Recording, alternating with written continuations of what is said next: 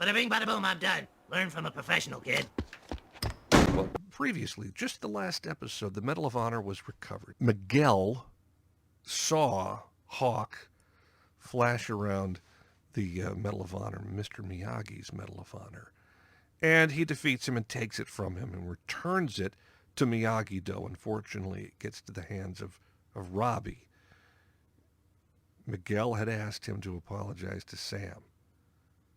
Of course, he doesn't do that, and he does not give the Medal of Honor to him. He does not trust a second chance with Miguel. He hoards those chances. Well, he's now seeing Sam. He doesn't want any interference. Now, true enough, if the Medal of Honor was never stolen, then you can't criticize Cobra Kai for thievery. So he erases the crime, but he also erases the honor that Miguel gives to Daniel and his dojo. Selfish little shit, Robbie Keane. That's what we look at here. Dimitri, in fact, finds the Medal of Honor just laying on the ground. They all looked through that area before, but now here it is. Gosh, how nice. It doesn't necessarily play out in the rest of the series, but this feud, this grudge between Miguel and Robbie, it's furthered. It's pushed forward. The wedge between the two, it only gets wider. Regardless of that, there's a few more events that play less into the relationship aspect of this episode and more to the series at large. Let's take a look at Johnny Lawrence really quickly. It's a great 80s reference. Anyone who had any kind of consciousness of MTV in the early middle 80s knows White Snake, Here I Go Again. Actually, a cover of their own song. In the 70s, White Snake's song, Here I Go Again, was more of a bluesy song. In the 80s, power ballad, complete power ballad. And the video was very familiar. That's what his dream is. His dream is about Carmen and getting the courage to strike first, strike hard, no mercy, ask her out on a date. And it happens in the form of this parody of the video. And he's got a little stupid grin on his face before he wakes up. Isn't that sweet? It's adorable, and it's hilarious because it's cheesy. And that's the 80s in a nutshell. What really does happen, though, he goes to Carmen's house. She's not there. We assume he's going to ask her out. He's a day late and $1 short because she's coming home with this guy, Graham. Middle of the day, it's probably a coffee date. He's dropping her off at home or something like that. He introduces Johnny to Graham, and he's not impressed because we know exactly what Johnny knows. We're skeptical of this guy from the get-go.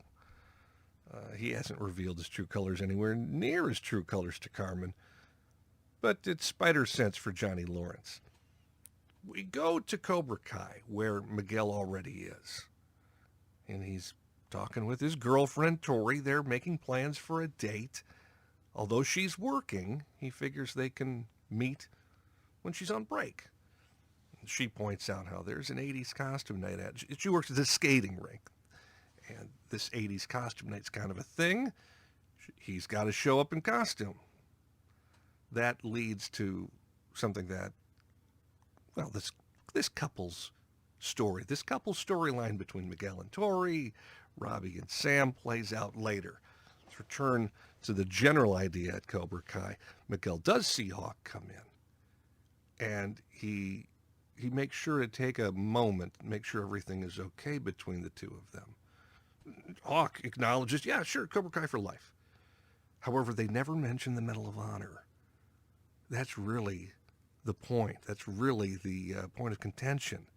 Hawk was disrespectful and in the extreme, dishonorable to Cobra Kai. They don't mention it and they don't push it farther. They've patched things up, though, at least on a basic level. Maybe that never comes up again. It should be remembered by the audience, of course. More business that comes from the previous episode. Where's Kreese? Johnny explains to the dojo that Sensei Kreese will not be returning. Mainly, the main reason is how Kreese identified the principles of Cobra Kai. It doesn't fit today. They need to change. Johnny Lawrence's Cobra Kai sees and acknowledges that the world has gray areas, as opposed to the creed, the way of the fist, strike first, strike hard, no mercy. He says that's black and white. We have a world that is sometimes gray, and sometimes in those gray areas, Johnny Lawrence does provide mercy for his opponent. And then he teaches him headbutting, very important in the ring, on the mat, in a match. What we really get here comes after this headbutting exercise. Miguel offers Johnny help using a dating app. Now we've got a direction. Later on, they're back at Johnny's place, and Miguel's setting up the app on his phone. But Johnny's reluctant to do any of this nerd technology to do something as basic as meet a woman, meet a smoking hot babe. Things used to be much more straightforward. He tries to explain, Miguel, the idea that you meet a woman. All you got to do, good old-fashioned days, you'd bump into her, and then you'd apologize, buy her a drink. Boom. Straightforward. It's, as he says, the caveman did it. It's funny when Miguel indicates there's probably some thought he needs to put in on what he's going to wear. Johnny wonders if, look, I need fashion tips from you, and Miguel has this great deadpan response, which tells you everything we need to know. Yeah, you're going to need some tips. Funny enough, leading into the next series of scenes later on with Miguel and with Tori, while he's helping Johnny figure out what to wear for his dates, Miguel sees his old red 80s jacket. He asks if he can borrow it. It's for that 80s date night over at the skating rink where Tori works. Now later on, after Johnny is apparently connected with a couple of ladies, he's going to meet at his neighborhood bar. And it's going to be a series of meetings. It sounds like it's one right after the other. At least it plays that way as far as the scene's concerned. It's funny. We get Johnny Lawrence being Johnny Lawrence. He even sees the gal who he complained of bitching at him at the beginning of the series. And he got fired from that job at the beginning of the series. And she realized who he is. And she just gets pissed. And it's cute. It's funny. It's a Johnny Lawrence moment. It's a Johnny Lawrence moment. Now, he gets dejected a little bit because they're all different women. They're all, not that they're different from each other. They're different from what he's used to. Different issues, different conversation styles, speaking a different language, and he's feeling like all of this isn't working. It's not suitable for the world he's familiar with. So he's taking a look at his phone and he contacts Allie with a friend request. Once he's worked up the courage to do that. Now as that happens, in fact, he inadvertently hits send once he gets bumped. Who the hell bumped him? The super hot babe bumped him, using the same move that Johnny explained to Miguel earlier. And of course, it works like a charm. They hit it off. They have their drinks. It's clear they've got chemistry. They probably should go out. But when she goes away, she goes to use the bathroom, he sees that guy Graham, Carmen's boyfriend. And he's having a drink with a friend of his. And apparently he's going to see Carmen later on tonight, but he explains to his pal, she's good enough to nail a couple of times and then dump her or bail out on her or what have you. And he's even hitting on this other woman. Johnny's got a good thing with this smoking hot babe, but of course he's still attracted to Carmen, but in a way to protect Carmen. You get the impression this is the important part of this. He abruptly ends his impromptu date with the super hot babe. And he does it so he can put Graham in his place and make sure that he knows he better leave Carmen alone. He roughs him up, but he shows him mercy once Graham promises no more Carmen. Johnny goes home to see Carmen. She's outside waiting for her date, and she knows she's been stood up, and it's a little embarrassing, but she knows Johnny. She's willing to admit that to him. And now, finally, what he was going to do earlier in the morning, earlier in the day, he says to her, you don't need a guy like that. You need a real guy, a guy who's going to show up. And he surprises her, letting her know, at least in a roundabout way, how he feels. Clearly, going out on a date is on his mind.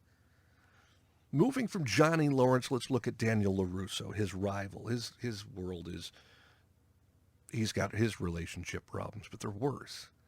He's sleeping on the couch. He spins some lie to his mom, who's visiting. She can read right through his bullshit. She knows he's on the couch for a particular reason, and he really ought to fix it. Well, of course, he wants to fix it. He's trying to fix it. He goes to work, and he figures he knows how to help Amanda. He's taken care of a whole load of paperwork. In addition to that, he's provided lunch for the two of them. Sushi. It's fantastic. But in trying to do the right thing and trying to make it up and compensate for how he missed a lot of important details, he misses kind of an important detail. Amanda has to point out to him, it's on our calendar. Another location of their auto dealership has a sales meeting for lunch that Amanda's going to. He just made it potentially worse. He's got another idea. Some work needs to get done on the dealership floor. He brings the Miyagi-Do team in. He's going to clean cars the good old-fashioned Miyagi-Do way. Her thought is, look, you don't get it. These are all nice ideas. But it's short-lived. It's a Band-Aid to fix a much bigger problem. He doesn't like the analogy she uses. It does make him feel like he's completely lost. Like, look, is there even any fixing this? Do you think it's that bad? The look on his face tells you everything you need to know. It's horrible. I think most people in the audience see that expression and they recognize the feeling. It ain't good. Before we get to advice from his mom, Lucille comes home with groceries, and, well, conveniently, there's Robbie and Sam. Wonder what they were doing. She enlists their help, of course. When they start to do that, they got it into their head, look, we're going to spend any time together. We really need to get out of the house, away from prying eyes. Where could we see them going?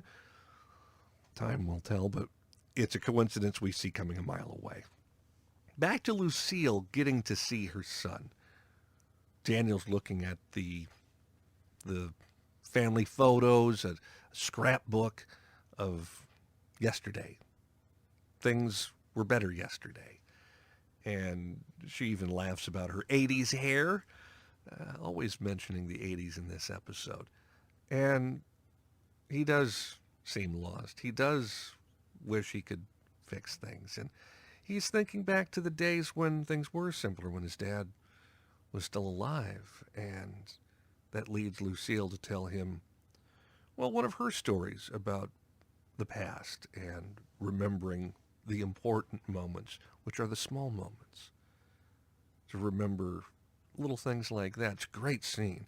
The woman who plays Lucille, it's a very good scene. It's fantastic. And I always thought in the movie Karate Kid, she did seem to be more of a broader performance. Maybe I'm remembering it wrong, but I say that as a way to compliment the actress on this particular scene. Wow, very, very good. Heartfelt, one of those, it's a silly episode about little throwbacks in the 80s and that, and then you have this wonderful little moment. It's a moment that Lucille has explaining about her family, her husband, her late husband, and relating to Daniel, hoping he can glean something from the story that she's telling.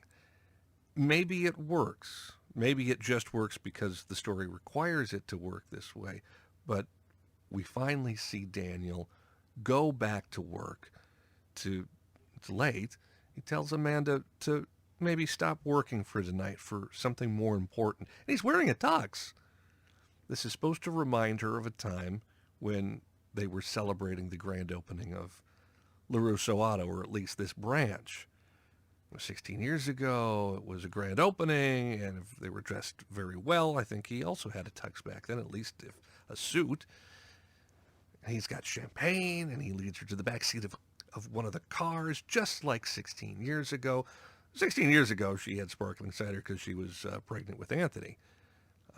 This time he brings, as he says, the good stuff. He pours it into what look like flower vases, but look, you buy the champagne, you drink it whatever the hell you want to drink it from. The song that they hear, though, is Peter Cetera singing with Chicago. Peter Cetera sang the song Glory of Love in Karate Kid 2. It's a nice throwback. It's a nice 80s echo. Now, Daniel explains why he thinks he kind of lost sight on what was important. He kind of got wrapped up in this crusade and what would be right. And he knows that, look, that may be true, but I know Mr. Miyagi would give me the advice of focus on what's important. This seems to ring true with Amanda. Now, it feels like it may just be another overly simple solution that she would have been skeptical about earlier in the episode and in the previous episode. But it does work here. Maybe it is because Daniel seems to understand, or maybe, like I said before, maybe it's just because that's the way the story's supposed to go, and we've now reached that point in the episode. Daniel's learned his lesson. I hope it's not as dumb as that. Maybe it's his understanding. So we've had Johnny, we've had Daniel. Now the series is all about Cobra Kai and Miyagi-Do. And this is what we get to in this episode. Cascade skating rink. Robbie, dressed as Don Johnson from the TV series Miami Vice. Big 80s thing. And then there's Sam, dressed as Molly Ringwald from the movie Pretty in Pink. Very, very 80s. And they go to the skating rink. I think it is called Cascade. They don't know Tori works there. And they don't really know that Miguel is dating Tori. And all four of them are here tonight. What would you expect? Total coincidence, so drama is going to unfold. Tori's dressed up in kind of like the style of Madonna from the 80s. You'd expect that she might be. Growing up in the 80s, I think all of our parents they assumed that Madonna was a bit of a whore. Not saying anything about Tori, but she's a little rough around the edges.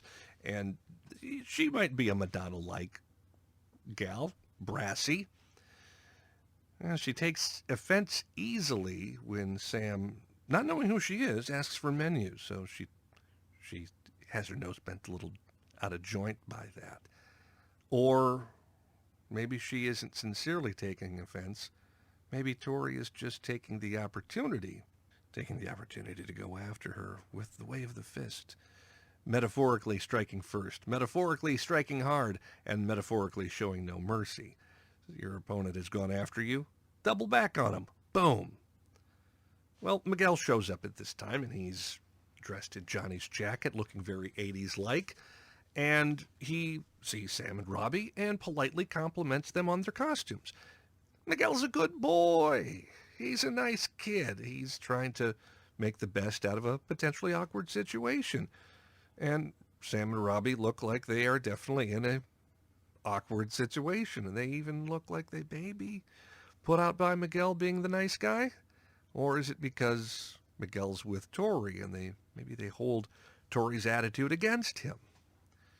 Well, he sincerely introduces Tori to Robbie and Sam, but the three of them are cold as ice, especially Sam and Tori. That grudge ain't going away.